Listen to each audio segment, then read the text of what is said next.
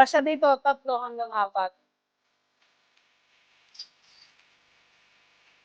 Kung sawa ka na sa mga tent na ina-assemble, baka magustuhan mo to dahil ito ay foldable tent ni Semal.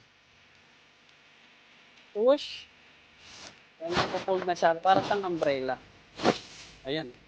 Bubuksan po natin itong ating camping tent na in-order po natin. Okay? Pang-camping talaga siya kasi mayroon siyang bag. So may kasama siyang tali, tapos yung tinutusok sa lupa para pagtanyan.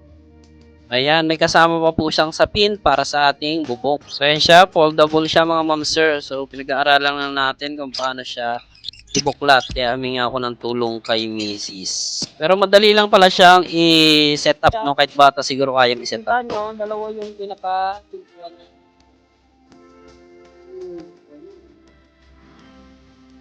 Okay na, yan yung pinakabintana niya guys. Ayan siya. Ayan yung isa natin. Ang dalawa. Ayan. Isang fold. Isang lock yan mga ma'am sir. Ha?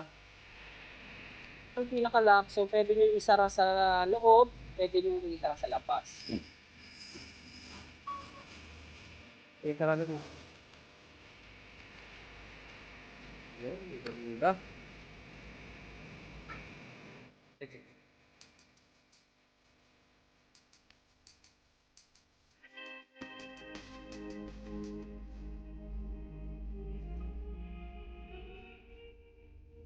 Lawak, oh. Oh, isa. Oh, dalawa. 3. 4. Oh, 4. Kasi 4. Meron din isang bulsa dito. Oh, may gamit ka, lagyan ng tent.